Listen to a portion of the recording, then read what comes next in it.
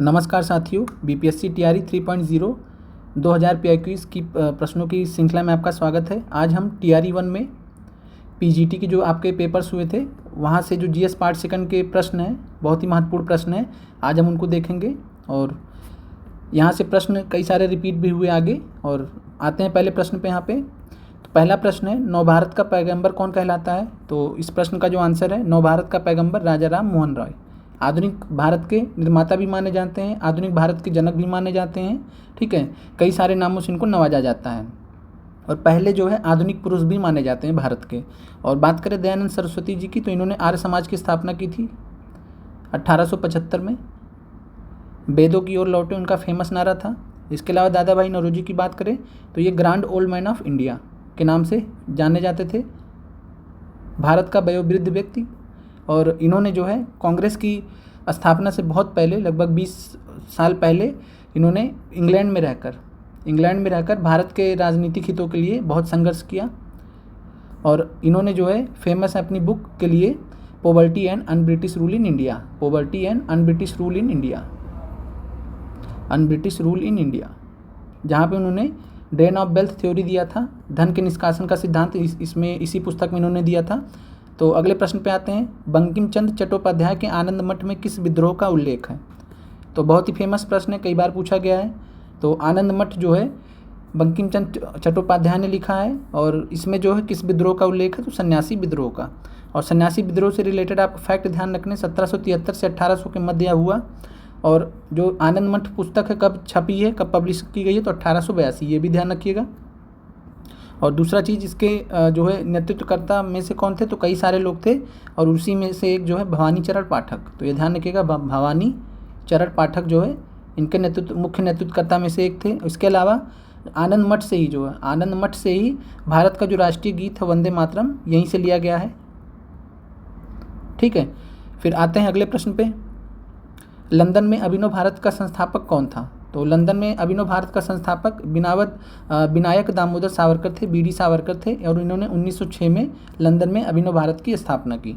और बात की जाए तो विनायक दामोदर सावरकर ने, बीडी सावरकर ने 1904 में भारत में, ठीक है, तो भारत में अभिनव भारत की स्थापना की। और अभिनव भारत जो है क्या था? तो सीक्रेट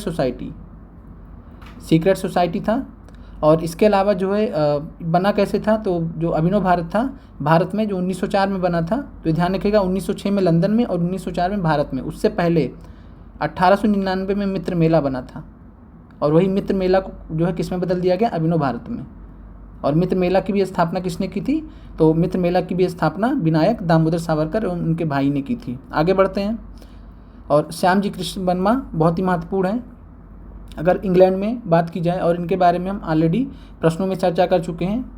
और आगे बढ़ते हैं। गदर पार्टी की स्थापना कहाँ पर हुई थी? बहुत ही महत्वपूर्ण प्रश्न है, कई बार रिपीट हुआ है। तो इसका आंसर है संयुक्त राज्य अमेरिका। और सैन फ्रांसिस्को नाम ध्यान रखिएगा, सैन फ्रांसिस्को अमेरिका में। और इसके स्थापना किसने की थी? तो लाला हरदयाल और सोहन सिंह भाखना। लाला हरदयाल मुख्य हैं, तो ध्यान रखिएगा, लाला हरदयाल का ही पूछा जाता है, कभी कभी सोहन सिंह भाखना का भी पूछ लेता है। इसके अलावा गदर अखबार भी यहाँ से प्रकाशित होता था उर्दू में, तो ध्यान रखिएगा गदर और साथ में कब स्थापना हुई थी? तो 1913, ये भी ध्यान रखिएगा। आगे बढ़ते हैं। प्रश्न आपका, बिरसा मुंडा द्वारा किसको कमांडर इन चीफ नियुक्त किया गया था? तो बिरसा मुंडा जो है, अगर बात करें तो बिरसा मुंडा किसके लिए फेमस थे? तो उलगुलान विद्रोह के लिए, या मुंडा विद्रोह जिसको बोला जाता है, मुंडा विद्रोह के लिए। और ये कब हुआ था? तो 1899 में। ठीक है, और ये 1900 तक चला, और फिर 1900 में बिरसा मुंडा की जो है मृत्यु के साथ ही जो यहाँ धीरे धीरे समाप्त हो गया। और अगर हम बात करें तो बिरसा मुंडा ने जो है किसी को भी कमांडर इन चीफ नियुक्त नहीं किया था। तो आपका आंसर जो हो जाएगा वो हो जाएगा उपयुक्त में से कोई नहीं। तो ये ध्यान रखिएगा आप।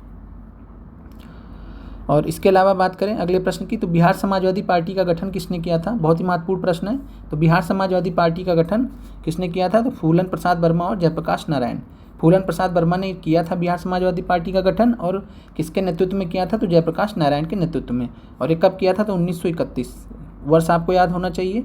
इसके अलावा बिहार समाजवादी पार्टी का गठन होने के बाद जो है इस पार्टी से आगे चलकर जो है एक और पार्टी की स्थापना होती है, Congress socialist party, Congress Samajwadi party 1934 में पटना में इसकी स्थापना होती है। और जयप्रकाश नारायण तथा जो है आचार्य नरेंद्र देव के नेतृत्व में जो है इसकी स्थापना होती है। तो कांग्रेस सोशलिस्ट पार्टी 1934 भी ध्यान रखिएगा। आगे बढ़ते हैं। बिहार प्रोविंशियल कांग्रेस कमेटी जिसका मुख्यालय पटना में है का गठन किस वर्ष हुआ? बहुत ही इंपॉर्टेंट प्रश्न है। तो बिहार प्रोविंशियल कांग्रेस कमेटी का जो मुख्यालय था वो पटना में था और इसका गठन 1908 में हुआ था। तो ध्यान रखिएगा, महत्वपूर्ण सवाल है। फिर है कि इसके अध्यक्ष कौन थे 1908 में? तो सैयद अली इमाम। तो ध्यान रखिएगा, सैयद अली इमाम। और इसके अलावा अगर हम बात करें तो इसकी स्थापना किस जगह पे हुई थी? तो स्थापना ध्यान रखिएगा सोनपुर में हुई थी। सोनपुर बिहार में एक जगह है, तो सोनपुर में हुआ था और इसका मुख्यालय पटना में बनाया गया था। तो ये ध्यान रखना आपको। अगले प्रश्न पे आते हैं। 1913 में पटना में अनुशीलन समिति की एक शाखा की स्थापना किसने की थी? तो ये प्रश्न आप इससे पहले भी देख चुके हैं अगर हमारा PIQ सीरीज़ फॉलो कर रहे हैं 2000 प्रश्नों की। तो इसकी बात करें तो सचिनाथ सान्याल, और डिटेल में हमने इस प्रश्न के बारे में बात किया है। इसका जो जड़ था अनुशीलन समिति जो बंगाल में बना था 1902 में, फिर वहाँ से जो है कई सारे शाखाओं में बटा, जिसके बारे में हमने ऑलरेडी डिस्कस किया है।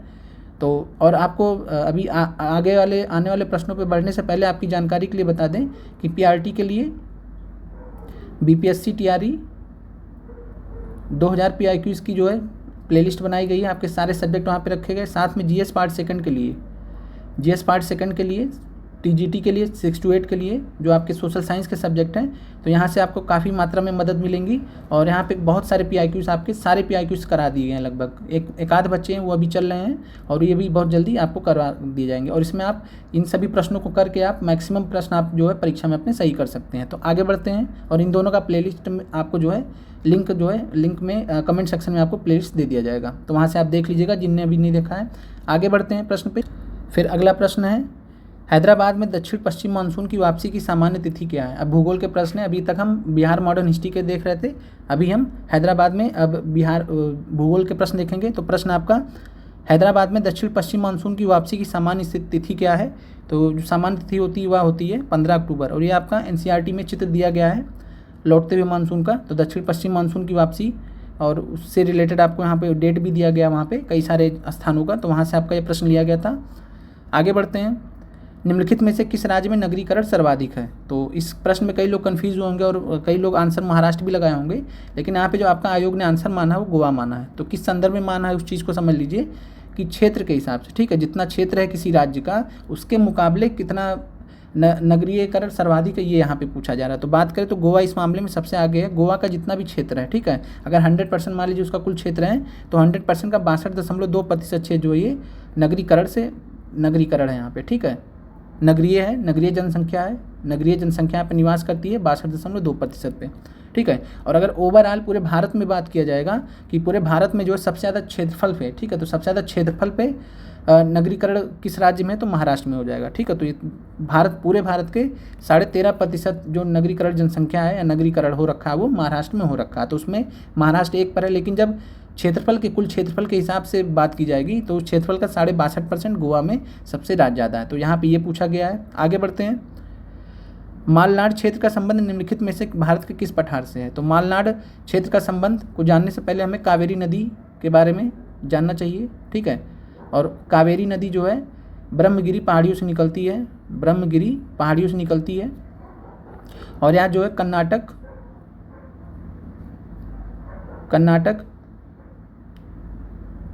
तमिलनाडु, ठीक है, कर्नाटक केरल तमिलनाडु जैसे महत्वपूर्ण राज्यों से होकर गुजरती है, दूसरी चीज़। और इसके अलावा और जो है जब यह पकर्नाटक के पठार से पार कर रही होती है तो वहाँ पे ऊंचाइयों से, ठीक है, जैसे यहाँ पे पहाड़ है, ऊंचाई है, ठीक है, तो ऊंचाई से फिर नीचे आती है और जो ऊंचाई वाला क्षेत्र होता है, ठीक है, तो जो पर्वतीय क्षेत्र होता है उनको हम मलनाड बोलते हैं और जो मैदानी क्षेत्र होता है उसको हम मैदान बोलते हैं।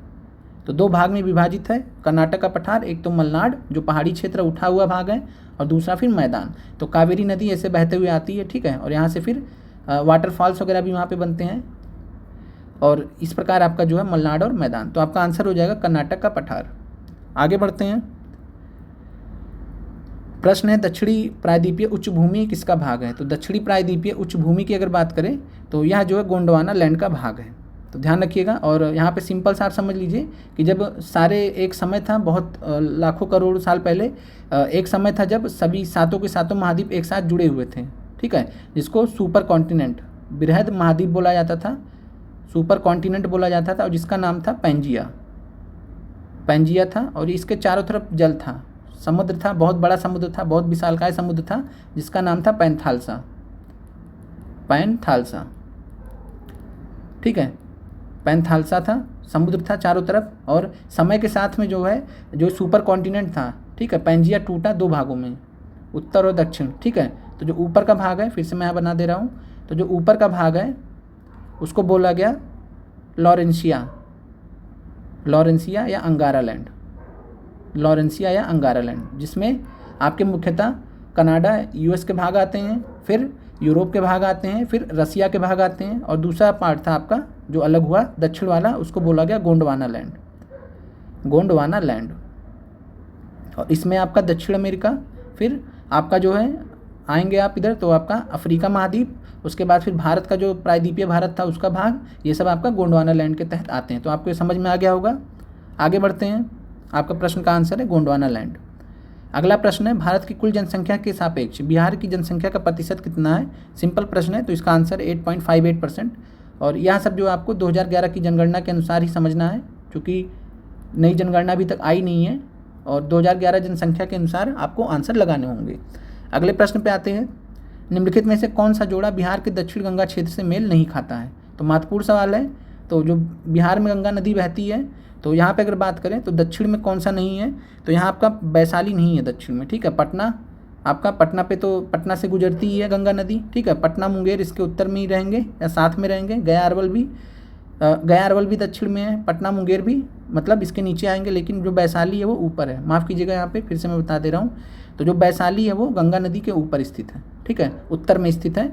और बाकी पटना, गया अरवल, पटना मुंगेर ये सब साथ में या दक्षिण में, ठीक है। पटना तो पटना से गुजरती हैं, तो ये सब दक्षिण में कह सकते हैं। तो दक्षिण गंगा के क्षेत्र में आते हैं पटना मुंगेर, गया अरवल, ठीक है, ये आते हैं दक्षिण गंगा के क्षेत्र में। लेकिन वैशाली उत्तर में स्थित है, इसलिए आपका आंसर सी हो जाएगा, क्योंकि जो सी वाला है वो त्रुटिपूर्ण है, ठीक है। तो ये दक्षिण गंगा के क्षेत्र में नहीं आता। पटना तो आता है लेकिन वैशाली नहीं आता है, तो ये ध्यान रखना आपको। आगे बढ़ते हैं। फिर अगला प्रश्न आपका, संयुक्त राष्ट्र संघ द्वारा किस वर्ष को अंतर्राष्ट्रीय मिलेट वर्ष घोषित किया गया? तो ये 2023 को घोषित किया गया था। इस बार के लिए आपको जो ध्यान रखना है, संयुक्त राष्ट्र द्वारा किस वर्ष को, आपको यहाँ पे 2024 के लिए ध्यान रखना है कि 2024 को क्या बोला गया है। तो अंतर्राष्ट्रीय जो वर्ष है 2024 उसको बोला गया है अंतर्राष्ट्रीय कैमलिड वर्ष। तो इंग्लिश में मैं यहाँ लिख दे रहा हूँ, कैमल, आप ऊँट को जानते हैं, तो ऊँट, ठीक है, जो ऊँट होता है उसको हम कैमलिड, उसी की प्रजाति होती कैमलिड, कैमल IDS लग गया, कैमलिड्स। तो अंतर्राष्ट्रीय कैमलिड्स वर्ष, इंटरनेशनल ईयर फॉर कैमलिड्स, ठीक है। तो ध्यान रखिएगा, ये 2024 घोषित हुआ है, पूछा जा सकता है परीक्षा में, महत्वपूर्ण है। आगे बढ़ते हैं। निम्नलिखित में से किसने 2022 का नोबेल पुरस्कार जीता था? तो नोबेल शांति पुरस्कार, पीस प्राइज की बात करें तो ये LS बिल्यात्स्की जीते थे। लेकिन अगर 2023 का आपको ध्यान रखना है, और 2023 का नोबेल पुरस्कार किसने जीता? तो नरगिस मोहम्मदी, ध्यान रखना है, महत्वपूर्ण है, पूछा भी गया है कई सारे एग्जाम्स में। फिर है यह प्रश्न आपका जो है करंट अफेयर के ही है, लेकिन काम के नहीं है, तो इसको छोड़ देते हैं। फिर अगला है, ये इंपॉर्टेंट है, भोजपुरी की पहली फिल्म कौन सी थी? तो ये थी गंगा मैया तोहरे पियरवी चढ़ियो, ठीक है। तो गंगा मैया तोहरे पियरवी चढ़ियो। और आपको जो है अगर बता दें कि अगर आपको एक आपको PRT टेलीग्राम का लिंक दिया जाएगा, और आपको वहाँ से अगर BPSC का बिहार से रिलेटेड आपको मॉडर्न हिस्ट्री या अदर सब्जेक्ट के बहुत स्पेशल नोट्स चाहिए इस टाइप के, जैसे भी प्रश्न पूछे गए आज तक, तो आपको वहाँ पे मिल जाएंगे। तो PRT टेलीग्राम का भी यहाँ पे आपको वीडियो में लिंक दे दिया जाएगा, तो आप वहाँ ज्वाइन कर लीजिएगा, और वहाँ से आपको जो है सारे नोट्स वहाँ से मिल जाएंगे। फिर आगे बढ़ते हैं। भारत के निम्नलिखित थर्मल पावर प्रोजेक्टों को पूर्व से पश्चिम की ओर व्यवस्थित कीजिए। तो यहाँ पे अगर हम बात करें पूर्व से पश्चिम की ओर, तो आपका हो जाएगा सबसे पहले नामरूप आएगा। नामरूप आपका असम में पड़ता है,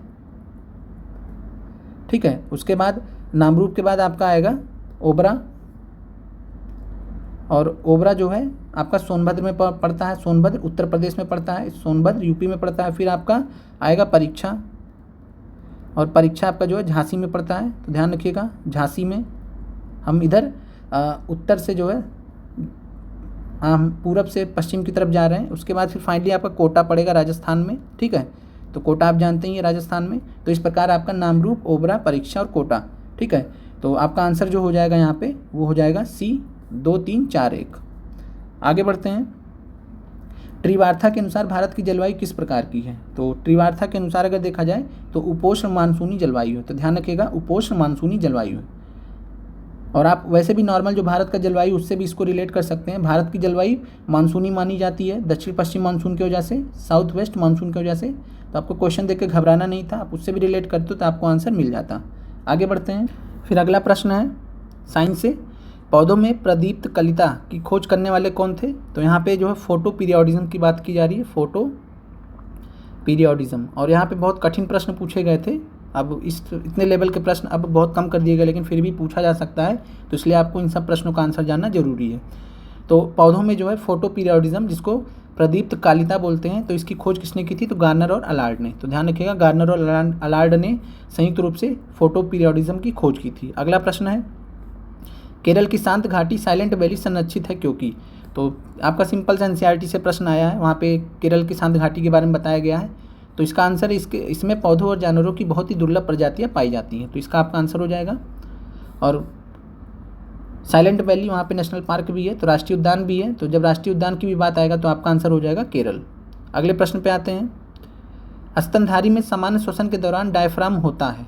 तो बहुत ही अच्छा सवाल है, और ये साइंस से आपका एग्जैक्टली हमें ध्यान नहीं है, लेकिन 7th या 8th एनसीईआरटी में जहाँ श्वसन के बारे में दिया गया वहाँ पे दिया गया है, और पूरा जो डायग्राम के साथ में इसको बताया गया है। तो सामान्य श्वसन में देखिए 2 चीज़ें होती हैं सामान्य श्वसन में। एक होता है अंतः श्वसन, जिसको हम इनहेलेशन बोलते हैं, जब हम सांस अंदर लेते हैं, ठीक है। उसके बाद फिर जो एक होता है बहिर्श्वसन या निःश्वसन, ठीक है, इसको निःश्वसन भी बोलते हैं, तो इसको एक्सेलेशन बोलते हैं। और इसके अलावा यहाँ पे आपको ध्यान रखना है कि जब अंतः श्वसन की बात आती है तो जो डायफ्राम होता है, डायफ्राम की क्या स्थिति होती है अंतः श्वसन में? तो ये फ्लैटेंड हो जाता है, चपटा हो जाता है, ठीक है। और बहिर्श्वसन में जो है डायफ्राम की क्या स्थिति होती है? तो नीचे धंसा हुआ, लोअर हो जाता है, नीचे की तरफ हो जाता है। तो आपका आंसर चपटा और नीचे धंसा हुआ दोनों हो जाएगा। तो इस प्रकार आपका आंसर हो जाएगा उपयुक्त में से एक से अधिक। तो आपको इस प्रश्न का आंसर समझ में आ गया होगा। आगे बढ़ते हैं, शरीर की प्रतिरोधक क्षमता से जुड़ी सबसे महत्वपूर्ण कोशिका प्रकार है? तो प्रतिरोधक क्षमता की जब बात आती है तो प्रतिरोधक क्षमता WBC दर्शाते हैं। और यहाँ पे अगर दिए गए विकल्पों में देखा जाए तो WBC वर्ड आपका वाइट ब्लड सेल्स के जो है श्वेत रक्त कोशिका यहाँ पे कौन सी है? तो लिम्फोसाइट। तो लिम्फोसाइट आपका WBC है, श्वेत रक्त कोशिका है, और यह जो है प्रतिरोधक क्षमता से जुड़ी है, ठीक है। प्रतिरोधक क्षमता में ये जो है शरीर को सहायता करती है। उसके अलावा RBC का काम क्या होता है? तो RBC का काम जो है ऑक्सीजन और CO2 का जो ट्रांसपोर्टेशन होता है ब्लड के अंदर, ठीक है, लंग से बॉडी की तरफ और हार्ट से लंग की तरफ, ये सब जो काम कौन करता है? तो रेड ब्लड सेल्स करती हैं। इसके अलावा जो है रेड ब्लड सेल्स में क्या पाया जाता है? तो हीमोग्लोबिन, और हेमोग्लोबिन में जो है आयरन पाया जाता है, जिसके कारण इसका कलर लाल होता है। और इसके अलावा हम बात करें प्लेटलेट्स की, तो प्लेटलेट्स क्या होता है? तो यह रक्त स्कंदन में मदद करता है, रक्त स्कंदन या फिर रक्त स्तंभन, जिसको हम ब्लड क्लॉटिंग बोलते हैं। तो ब्लड क्लॉट में हेल्प करता है प्लेटलेट्स, तो ये ध्यान रखना है। आगे बढ़ते हैं, और जो पिछला प्रश्न था उसका आंसर यहाँ पे फिर से बता दे रहे हैं। तो इस प्रश्न का जो आंसर है लिम्फोसाइट। तो ध्यान रखिएगा, प्रतिरोधक क्षमता की जब बात आएगी तो WBC लिम्फोसाइट। आते हैं प्रश्न पे, ज्ञान दीपक नामक पुस्तक की रचना किस महान संत ने की थी? तो ध्यान रखिए, हो सकता है कहाँ से पूछ ही ले, तो ज्ञान दीपक नाम का जो है दरिया साहब। तो ऐसे याद रख सकते हैं कि ज्ञान का दीपक और उसको कोई दरिया में ही, ठीक है, तो दरिया बहुत बड़ा शब्द हो गया, तो दरिया साहब से आप जोड़ सकते हैं। अगला प्रश्न है, ये सब आपके काम के नहीं है, ठीक है, और पुराने हो चुके हैं। बाकी एक बार इसको देख ही लेते हैं। APJ Abdul Kalam satellite launch vehicle mission को लॉन्च किया गया था, तो यह जो है 19 फरवरी 2023 को लॉन्च किया गया था। चांसेस कम है पूछे जाने के, लेकिन फिर भी ध्यान रखते हैं। फिर किस शहर में प्रथम शुद्ध हरित हाइड्रोजन संयंत्र चालू किया गया था? तो ये ध्यान रखिएगा, दोबारा भी पूछ सकता है। और यह जोरहट असम में, ठीक है, तो जोरहट एक जगह है असम में, तो वहाँ पे शुरू किया गया है प्रथम शुद्ध हरित हाइड्रोजन संयंत्र। तो आपका आंसर यहाँ पे नन ऑफ दीज है, तो आपका आंसर हो जाएगा नन ऑफ दिस। आगे बढ़ते हैं, प्रश्न है कि 2 कैंडेला का एक समदिग्ध स्रोत जिसका प्रकाश फ्लैक्स पैदा करता हुआ है। तो यहाँ पे एक सिंपल सा फार्मूला उसी पे लगाया गया है, L = 2CD, 2 कैंडेला, ठीक है, L और साथ में जो है अगर लाइट फ्लक्स का जो एक फार्मूला होता है लाइट फ्लक्स का, और ये कठिन प्रश्न है, ऐसे प्रश्न दोबारा नहीं आएंगे, बहुत कम ही चांस है, फिर भी बता दिया जा रहा है यहाँ पे। तो 4πL होता है इसका, ठीक है, 4πL होता है, और 4πL और L का मान हमने क्या निकाला है, तो 2CD, ठीक है, तो 2 कैंडेला, और फिर ये जो है 4 × 2 8π हो गया, तो 8π ल्यूमेन, इसका जो यूनिट बनता है वो ल्यूमेन में बनता है, तो 8π ल्यूमेन आपका आंसर हो जाएगा। तो आपका जो आंसर हो जाएगा 8π ल्यूमेन हो जाएगा। अगले प्रश्न पे आते हैं। विंडो या घरेलू क्लीनर या परफ्यूम स्प्रेयर के रूप में इस्तेमाल की जाने वाली स्प्रे बोतलें निम्नलिखित में से किस पर काम करती हैं? तो बहुत ही महत्वपूर्ण सवाल है, पता होना चाहिए सभी को।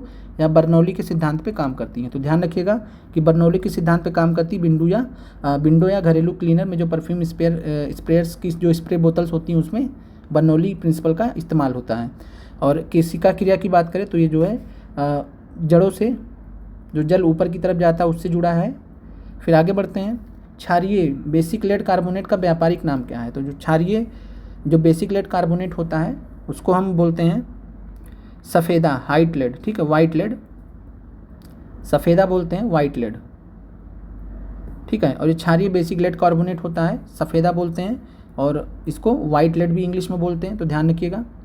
फिर अगला प्रश्न है, आज का आखिरी प्रश्न है, निम्नलिखित में से किस तत्व की परमाणु त्रिज्या सबसे बड़ी है? तो अगर इसकी बात करें तो किस तत्व की परमाणु त्रिज्या सबसे बड़ी है, तो आपका आंसर हो जाएगा लिथियम। और पूछे सबसे छोटी त्रिज्या किसकी है? सबसे छोटी त्रिज्या किसकी है? तो सबसे छोटी त्रिज्या है हीलियम की, तो ध्यान रखिएगा हीलियम की सबसे छोटी त्रिज्या है। तो आज के प्रश्न समाप्त होते हैं, और अगर आपको क्लास अच्छी लगी हो तो आप कमेंट के माध्यम से ज़रूर अपने विचार व्यक्त करें। और आपको कोई भी बीपीएससी तैयारी परीक्षा से रिलेटेड कुछ भी आपको बात करनी हो या कुछ भी आपको क्वेरी तो आप मैसेज कर सकते हैं, टेलीग्राम लिंक्स दिए गए हैं, आप वहाँ से भी आप बात कर सकते हैं, आपको पूरी तरीके से अच्छे से गाइड किया जाएगा। तो मिलते हैं अगले वीडियो में, आप सभी का बहुत बहुत धन्यवाद।